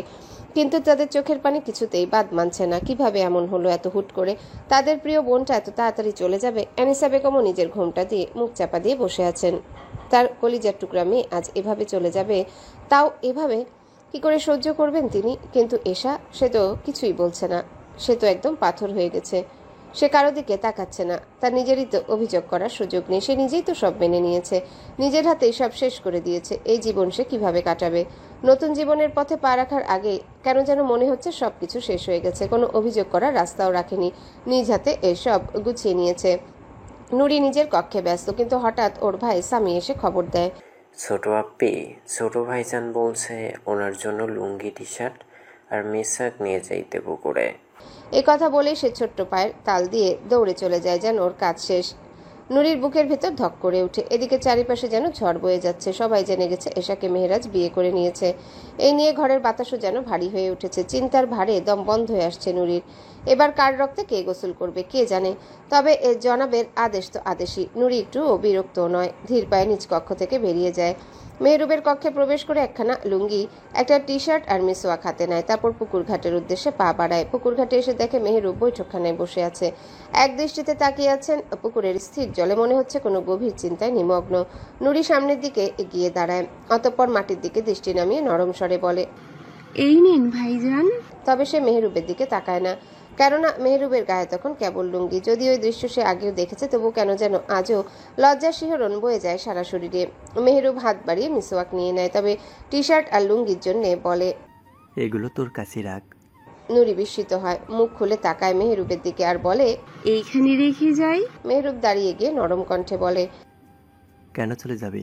বস, আমি গোসল ছেড়ে নেই। নুরি অবাক হয় কিন্তু কিছু বলে না। সুযোগ তো পাওয়া গেল এক মনে মেহেরুবকে দেখার, তাই মাথা নাড়িয়ে বলে, আচ্ছা আপনি গোসল করে নিন, আমি আপনার কাপড় ধুয়ে দিয়ে আসি। মেহেরুব মৃদু হেসে বলে, তুই শুধু বসলেই হবে। নুরি নিজের হাতে থাকা নিজের প্রিয় পুরুষের টি শার্ট আর লুঙ্গিখানা কোলে নিয়ে বৈঠকখানায় বসে পড়ে। মেহেরুব তখন পুকুরের সিঁড়ি বেয়ে নিচে নামে, মিসওয়াক করতে করতে তাকিয়ে থাকে আকাশের দিকে। নুরি তখন নিজের মাহারামকে এক দৃষ্টিতে দেখছে। কি এক অদ্ভুত প্রশান্তি কাজ করছে ভেতরে। হঠাৎ এসে প্রশ্ন করে, আচ্ছা মেহরুব ভাই, ভাইজান কি সত্যি এসা ফুপির সাথে সংসার করবে না? মেহেরুব গায়ে সাবান মাখতে মাখতে তাকায় নুরির দিকে। অবশ্যই করবে, কেন করবে না? নুরি দীর্ঘশ্বাস ফেলে। না মানে সে তো বদলা নিতে বিয়ে করেছে, তাই জিজ্ঞেস করলাম। মেহেরুব মুচকি হেসে বলে, বিয়ে যার কারণেই হোক না কেন, এখন এশা ভাইজানের বেগম, আর তালুকদার বংশের মেয়েরা সব সংসারী। নুরি মনে মনে ভাবে, যদি আমিও মেহরুব ভাইয়ের স্ত্রী হতে পারতাম, যদি আমিও মোত্তাকি জীবন গড়ে নিতে পারতাম ওর সঙ্গে। কিন্তু সে কিছুই বলে না। নুরি কিছুক্ষণ চুপ থেকে বলে, আচ্ছা মেহরুব ভাই, একটা কথা বলি, রাগ করবেন না তো? মেহেরুব তখন সিঁড়িতে দাঁড়িয়ে উপরে তাকায়, কিছুক্ষণ চেয়ে থাকে নুরির দিকে। বল। নুরি একটু হাসে, তারপর বলে, ভাইজান তো বেগমের অধিকারী হয়ে গেলেন, আপনি কি বিয়ে করবেন না? মেহেরুব মৃদু হাসে। ভাইজানের আগে আমি বিয়ে করেছি, আমি বেগমের অধিকারীও হয়েছি। আমার বেগম আমার সামনেই বসে আছে। নুরি বিস্ময়ে হা হয়ে তাকিয়ে থাকে। সেই কি মেহেরুবের বেগম? এই কথায় তার বুকের ভেতর যেন এক ঝলক সুখের বাতাস বইতে শুরু করে। চুপচাপ বসে থাকে কিছুক্ষণ, তারপর মুচকি হেসে নেয় এক গভীর শ্বাস। মেহেরুব পুকুরে ডুব দিয়ে ওঠে। নুরি দ্রুত কয়েক ধাপ নেমে তার দিকে লুঙ্গি এগিয়ে দেয়। মেহেরুব চুলের পানি ছেড়ে ফেলে, আর সেই পানি এসে পড়ে নুরির মুখে। নুরি চোখ বন্ধ করে ফেলে সাথে সাথে, আর মুখ কুঁচকে বলে, মেহরুব ভাই দেখে চুল ঝাড়ুন। মেহরুব নুরির বাচ্চাদের মতো মুখখানা দেখে মৃদু হাসে, তারপর হাত বাড়িয়ে লুঙ্গি নিয়ে পরে নেয়। নুরি তখনও চোখ বুজে রাখে যতক্ষণ না নিশ্চিত হয় যে মেহরুব কাপড় পরে নিয়েছে। মেহরুব লুঙ্গি পরে বলে, টি শার্টটা দে। নুরি এগিয়ে দিতে গিয়েও থেমে যায়। মেহরুবের চুল তখনও ভিজা, সে যদি এখন টি শার্ট পরে তাহলে সেটাও ভিজে যাবে। নুরি বিরক্তি নিয়ে বলে, মেহরুব ভাই আপনি এমন করেন কেন? সব সময় চুল ভেজা রাখেন, আর তাই তো কাশি লেগে থাকে। এই বলে সে নিজের ওড়নার এক পাশ এগিয়ে দিয়ে বলে, নিন মাথা মুছে নিন, এরপর টি শার্ট পরুন। মেহরুব এক মুহূর্ত চুপ করে থাকে, তারপর মাথা নিচু করে নেয় নুরির ওড়না। ধীরে ধীরে মাথা মুছে নেয়। নুরির হাত পা কাঁপছে। নিজের মাহারাম এতটা কাছে, কিন্তু সে স্থির থাকার চেষ্টা করে। মেহরুবের হাতে টি শার্ট দিয়ে নুরি মেহরুবের কাপড়গুলো ধুয়ে নেয়। মেহরুব কাপড় পরে এক দৃষ্টিতে তাকিয়ে নুরিকে দেখতে থাকে, তারপর নিজেও একটু নেমে অজু করে নেয়। নুরি কাপড় ধুয়ে উঠে যাবে, তখন মেহরুব বলে, উজু করবি না? মাগরিবের আজান হয়ে যাচ্ছে। মেসওয়াক নিয়ে আসি ঘর থেকে। মেহরুব তখন তার নিজের মেসওয়াকটা দেখিয়ে বলে, আমারটা দিয়ে কর, অসুবিধে নেই। নুরি বিস্ময়ে তাকিয়ে থাকে। একই, নিজের মেসওয়াক পর্যন্ত ওকে দিয়ে দিচ্ছে, কি হয়েছে তার? মেহরুব ভাইয়ের এমন করছে কেন? নুরিকে চুপ থাকতে দেখে মেহরুব বলে, কিরে, করবি না? নুরি নিজের ধ্যান থেকে বেরিয়ে এসে বলে, হ্যাঁ হ্যাঁ করবো না কেন? এই বলে মেহরুব এর হাতে তার ধোয়া কাপড়গুলো দিয়ে সিঁড়ি বেয়ে নিচে নেমে যায়। নুরি কোনো দ্বিধা ছাড়াই নেয় মেহরুবের মেসওয়াক নিজের মুখে তুলে। এবার উজু করার জন্য প্রস্তুত হয় সে, আর মেহরুব এক দৃষ্টিতে তাকিয়ে থাকে তার দিকে। কেন জানি আজকাল এই মেয়েটার সঙ্গে সময় কাটাতে তার ভীষণ ভালো লাগে। একদিন মুখ না দেখলে বুকের ভেতরটা শূন্য শূন্য লাগে। এশার পর এশা আর মেহেরাজের দ্বিতীয়বারের মতো বিয়ে হয়ে গেছে। এখন সে ছোট তালুকদার বাড়ির নববধূ। মেহেরাজের কক্ষে বসে আছে নিঃশব্দে। এদিকে সবাই মেহিনুরকে দেখতে চায়, কিন্তু এহসান স্পষ্ট জানিয়ে দিয়েছে, যেদিন তোমাদের মেয়ে আমাকে মেনে নেবে সেদিনে তোমরা ওর সাক্ষাৎ পাবে। আর তোমাদের মেয়ে তো আমার হাতে তুলে দিয়েছো, এখন কোনো পেশাল ফাঁকিও না প্লিজ। মেহিনুরের অবস্থা শোচনীয়। কি করবে কিছুই বুঝে উঠতে পারছে না। সারাদিন জায়নামাজে বসে কেঁদেছে, কান্নায় ভিজেছে তার সাদা ওড়না, ভিজেছে জায়নামাজের প্রান্ত। নামাজ শেষে যখন ওর শান্তি পেল না, তখন চুপচাপ ছাদে চলে এসেছে। এই ছাদটা খুব ছোট, একদিকে দেয়াল ভাঙা, অন্যদিকে পুরনো গাছে শেওড়া এসে ঢেকে রেখেছে ছাদের এক কোণ। শীতল বাতাসে পাতাগুলো নড়ে ফিসফিস করে যেন কিছু বলতে চায়। তবু এই ছাদটা তার খুব প্রিয়। মেহিনুর ছাদে দাঁড়িয়ে আকাশের দিকে তাকিয়ে ফিসফিস করে বলে, আল্লাহ আপনি আমার ভাইজানকে রক্ষা করুন, রক্ষা করুন। এশাকে বিদায় দিয়ে নিজের নারীর খোঁজে রওনা হয় সে। সে জানে মেহনুর নিশ্চয়ই নিজেকে শেষ করে দিচ্ছে। মেয়েটার কোমল হৃদয় সব কষ্ট নিজের মাঝেই চেপে রাখে আর কাঁদতে কাঁদতে শেষ হয়ে যায়। এই মেয়ে কাঁদলে যে তার ভেতরটাও কেঁদে ওঠে। সকালবেলা এহসানের ঘুম ভাঙার পর রান্নাঘরে যায়, গিয়ে দেখে মেহনুর কাঁপছে, ঠোঁট মুখ শুকিয়ে আসছে ওর। হঠাৎ এমন অবস্থা মেহনুরকে দেখে সে জিজ্ঞাসা করেছিল, কি হয়েছে, এমন করছো কেন? ভয়ে কাঁপতে কাঁপতে মেহনুর সরে যেতে চাইল এহসানের এমন কথা, কিন্তু শক্ত পায়ে দাঁড়িয়ে থাকা পুরুষটিকে উপেক্ষা করা এত সহজ নয়। তার ঠোঁট কাঁপছিল, গলার স্বর ভেঙে আসছে। মেহনুর ভয়ের তাড়নায় বলে ফেলে, আপনি আমার ভাইজানকে কিছু করবেন না, এসাকে ভাইজান বিয়ে করে নিয়েছে। এহসান কোনো উত্তর দিল না, চোখ সরু করে শুধু মেহনুরের দিকে তাকিয়ে থাকলো, যেন ওর প্রতিটি অনুভূতি বিশ্লেষণ করছে। ঠিক তখনই তার ফোন বেজে উঠল। মেহনুর নিজের হাতে থাকা এহসানের ফোন কাপা হাতে ওর দিকে এগিয়ে দিল। এহসান কিছুটা অবাক হয়ে ফোনটা হাতে নেয়। ফোন হাতে নিয়ে এসে দেখতে পায় জয়নাল ফোন দিয়েছে। ফোন কানে দিতে ওপাশ থেকে জয়নাল এক নাগারে সব বলে গেল। মেহরাজ কিভাবে এশাকে তুলে নিয়ে গেছে, কোন রিসোর্টে উঠেছে, কি পরিকল্পনা করছে সব। এহসানের চোখে আগুন জ্বলে ওঠে, সাথে সাথে এসে এক মুহূর্ত দেরি করে না। রান্নাঘর থেকে বেরিয়ে এসে বিছানা থেকে নিজের গাঢ় কালো চাদরখানা জড়িয়ে দ্রুত বেরিয়ে পড়ল। উদ্দেশ্য সেই রিসোর্ট। এরপর থেকে মেহনুরের এমন অবস্থা, তার মাথায় একটা কথাই আসছে, এহসান বাঁচিয়ে রাখবে তো তার ভাইজানকে। বাগানবাড়ির গেট খুলে ঢুকে এহসান প্রথমে পুকুরের দিকে তাকায়, বুক ধক করে উঠল। মেহনুর এখানে নেই? সাধারণত পুকুর পাড়ে বসে থাকাই ছিল ওর অভ্যাস, কিন্তু আজ কোথাও দেখা যাচ্ছে না। অস্থিরতা গ্রাস করলো এহসানকে। সে দ্রুত ঘরে ঢুকলো। শূন্য বিছানা, নিস্তব্ধ পরিবেশ, বাথরুম, রান্নাঘর, সব জায়গায় খুঁজে দেখলো, কিন্তু মেহনুর নেই। এহসানের কপালে ঘাম জমিয়ে উঠে, গলার ভেতরে শুষ্ক হয়ে আসছে, ঢোক গিলতে কষ্ট হচ্ছে। পা বাড়ালো ছাদের দিকে। সিঁড়ি বেয়ে উঠতেই একটা মিষ্টি কান্নামাখা সুর কানে এলো, যেন কারো গভীর আবেগ মিশে আছে সুরে। নাশিদ। এহসান থমকে দাঁড়ায়। বুকের ভেতর অদ্ভুত এক প্রশান্তি নেমে এল। আলতো পায়ে ছাদে উঠতে স্পষ্ট দেখতে পেল মেহনুর শেওড়া গাছের ছায়ে দাঁড়িয়ে আকাশের দিকে তাকিয়ে আছে, চোখ বন্ধ, গাল বেয়ে অশ্রু গড়িয়ে পড়ছে, আর সে নাশিদ গাইছে। এহসান ধীরে ধীরে সামনে এসে দাঁড়ায়, গভীর দৃষ্টি নিয়ে তাকালো ওর দিকে, তারপর হালকা শ্বাস ফেলে বলল, তুমি এখানে? মেহনুর চমকে উঠে শরীর কেঁপে উঠল ভয়ে। মনে হলো এই বুঝি প্রাণ বেরিয়ে যাবে। ধীরে ধীরে কাঁপতে কাঁপতে এহসানের দিকে ঘুরে দাঁড়ালো, চোখ দুটো রক্তলাল, কাঁদতে কাঁদতে বিধ্বস্ত হয়ে গেছে। এহসানের বুক মোচড় দিয়ে উঠল। এতটা কষ্ট পেলি? মেহনুরের ঠোঁট কাঁপছে, ভাঙা কণ্ঠে বলল, আমার ভাইজানকে মেরে ফেলেছেন। এহসান মৃদু হাসলো, ধীরে ধীরে এগিয়ে এসে ফিসফিসিয়ে বলল, মেরে ফেলতাম, কিন্তু আজ শুধু আমার বোনকে বিধবা করতে চাইনি বলে মারলাম না। মেহনুরের চোখ চকচক করে উঠল। তাহলে ভাইজান বেঁচে আছে?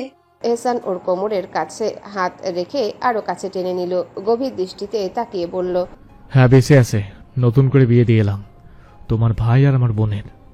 মেহনুরের চোখ বিস্ময়ে বড় হয়ে গেল। এসব বিয়েতে রাজি ছিল? এহসান গভীর দৃষ্টিতে তাকিয়ে বলল, হ্যাঁ রাজি ছিল। যখন আমি তোমার ভাইকে মারতে যাচ্ছিলাম তখন সে নিজে হাত জোর করে বলেছিল আমার স্বামীর প্রাণ ভিক্ষা দিন, তাই তোমার ভাই আজ বেঁচে গেল। মেহনুর হতবাক হয়ে গেল। সত্যি এসব মেনে নিয়েছে ভাইজানকে? এহসান দীর্ঘশ্বাস ফেলল। সবাই তো তোমার মতো বোকা নয় যে ভালোবাসা চিনতে পারবে না। ঈশা নিজের আসল ঠিকানা চিনে নিয়েছে, আর আমি জানি তোমার ভাই আমার বোনকে সুখে রাখবে। সে সাদাসিধা মানুষ। মেহনুর কিছু বলল না, শুধু এহসানের চোখের দিকে তাকিয়ে রইল। এহসান কয়েক মুহূর্ত ওর দিকে চেয়ে রইল, তারপর আলতো করে ওর কপালে নিজের ঠোঁট ছুঁয়ে দিল, একবার, দুইবার, কয়েকবার। এতদিন পর কি একবার বিশ্বাস করতে পারবি যে তোর জায়গা শুধু আমার কাছেই? মেহনুর চোখ বন্ধ করলো, অশ্রু আবার গড়িয়ে পড়ল। এহসানের হাত ওর কাঁধে শক্ত হলো।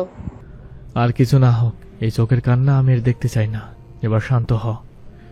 সন্ধ্যার হালকা বাতাস ছাদে বইছে, আকাশে চাঁদের আলো। মেহনুর এবার সত্যি নির্ভর বোধ করে। এহসান ধীরে ধীরে নিজেকে সরিয়ে নেয়, মেহনুরের গালে আলতো করে হাত রেখে বলে, চিন্তা করো না, আমি এমন কিছুই করব না যা তোমার কষ্টের কারণ হবে।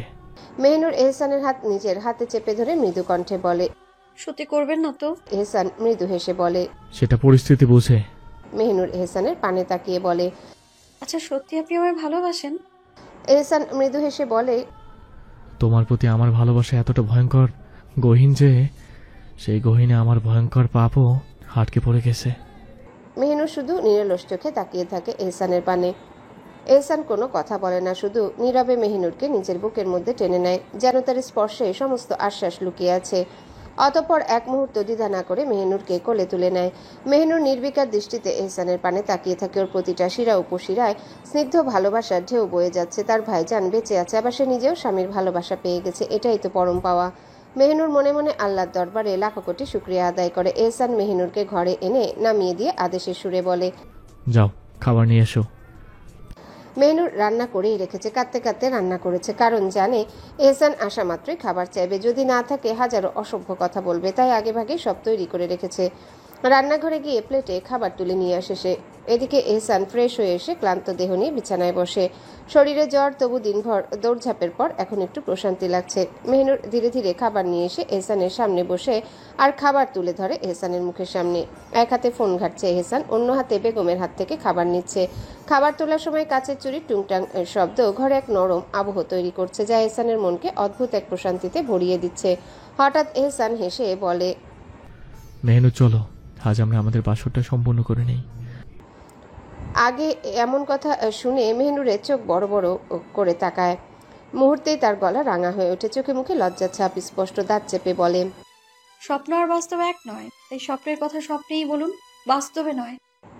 এহসান ফোনের স্ক্রিনে চোখ রেখে মুচকি হেসে বলে, এই স্বপ্ন একদিন এমন বাস্তব হয়ে যাবে, দেখবি তুই আমার 3 সন্তানের মা হয়ে গেছিস। এই কথা শুনে মেহনুরের কান গরম হয়ে যায়, চোখ কপালে তুলে রাগী কণ্ঠে বলে, আর একটা অসভ্য কথা বলে আমি এক্ষুনি ঘুমিয়ে যাব, নিজের খাবার নিজে খাবেন। এহসান মেহনুরের দিকে তাকিয়ে দৃঢ় গলায় বলে, আজ রাত ঘুমানোর জন্য নয় জান, আজ রাত আমাদের ভবিষ্যৎ পরিকল্পনা বাস্তবায়নের জন্য। মেহনুর ক্ষিপ্ত হয়ে এহসানের মুখে খাবারের টুকরো চেপে ধরে বলে, ছি ছি, এত অসভ্য জবান। এহসান নির্লিপ্ত হাসে। এশা মেহেরাজের ঘরে রয়েছে। মেহেরাজের বউ সেজে ঠিক যেমন তার ভাবিরা মেহনুরকে সাজিয়েছিল, শাড়ি পরা, হাতে মেহেদি, মেকআপ করা, সবকিছুই ছিল, কিন্তু সে আজ কিছুই রাখেনি, সব ধুয়ে ফেলেছে। রাগে সমস্ত সাজগোজ মুছে ফেলেছে, শাড়ি খুলেনি, পড়ে রয়েছে। তার লাগেজে চাবি আনতে ভুলে গেছে, বাড়ি ছেড়ে রেখে এসেছে। এশা ব্যালকনিতে দাঁড়িয়ে আছে, নিজের অন্ধকার ভাবছে। ঠিক তখনই কক্ষের দরজা খুলে মেহেরাজ ভিতরে প্রবেশ করে। ঘরে ঢুকে মেহেরাজ এশাকে দেখতে না পেয়ে দীর্ঘশ্বাস ফেলে ব্যালকনির দিকে এগিয়ে যায়। সেখানে গিয়ে দেখে এশা পিছন দিক দিয়ে দাঁড়িয়ে আছে। চাঁদের আবছা আলোয় আরও আবেদনময়ী লাগছে তার বেগমকে। মেহেরাজ কিছুই বলে না, পেছন দিক দিয়ে এশাকে জড়িয়ে ধরে, ঘাড়ে ঠোঁট টেকিয়ে দেয়। এশা হঠাৎ এমনভাবে আঁকড়ে ধরা পড়ায় ঘাবড়ে যায়, তবে তার শরীর অবশ হয়ে যায়, কিছু করতে পারে না। মেহেরাজের স্পর্শ তাকে স্তব্ধ করে দেয়। কিছু সময় পর নিজেকে সামলে নেওয়ার চেষ্টা করে এশা। এরপর নিজের কোমরে থাকা মেহেরাজের হাতটা শক্ত করে খামচে ধরে বলে, শয়তান, এত সাহস পাস কোথা থেকে, আমি এটাই বুঝে পাই না। মেহেরাজ এশার শক্ত খামচির পর তাকে ছেড়ে দেয়, মুচকি হাসি দিয়ে বলে, আল্লাহ, এত ভয়ঙ্কর মেয়ে মানুষ তুমি। এশা মেহেরাজের দিকে এক টুকরো দৃষ্টিতে তাকিয়ে থাকে। মেহেরাজের চোখে মেহেদি রাঙানো হাতে, এলোমেলো চুলে তার শ্যাম বর্ণের মায়া মায়া মুখ এক অন্যরকম সুন্দর লাগছে, যে সৌন্দর্য তার আত্মাকে মুগ্ধ করে তুলছে। মেহেরাজ কিছু না বলেই এশার গালে হাত রেখে বলে, বিশ্বাস করো বউ, তোমার মতো এত সুন্দরী বউ আমি কখনো কল্পনাও করিনি। এশা মেহেরাজের হাত এক ঝটকায় সরিয়ে দেয়। তুই যে নেশা করে এসে এসব বলছিস, আমি ভালো করে বুঝতে পারছি। আমি সুন্দর না, আমি কালো। মেহেরাজ এশার কোমর জড়িয়ে নিজেকে কাছে টেনে এনে এক দৃষ্টিতে বলে, তুমি শুধু সুন্দরী না, তুমি মায়াবতী, রূপবতী, আর সাথে অসভ্যবতী, যে নিজের স্বামীকে গালাগালি করে। এশা দাঁত চেপে বলে। মেহেরাজ এশাকে আরো নিজের সঙ্গে টেনে ধরে বলে, তাহলে চলো পুরুষত্ব দেখিয়েই দেই, এত কাপুরুষ কাপুরুষ যখন বলছো। এশা চিৎকার করে বলে। মেহেরাজ মুচকি হেসে বলে, বউ এত পাগলামি করো না, নয়তো তোমার ঠোঁটে আমার মতো ফাটা থাকবে। হ্যালো বন্ধুরা, পরবর্তী পার্ট খুব তাড়াতাড়ি আসবে, তো সবাই অপেক্ষায় থাকো। আর চ্যানেলটি যারা এখনো সাবস্ক্রাইব করোনি, তারা পরবর্তী পার্ট দেখার জন্য চ্যানেলটি সাবস্ক্রাইব করে রেখো। ধন্যবাদ সবাইকে, আমাদের সাথেই থেকো।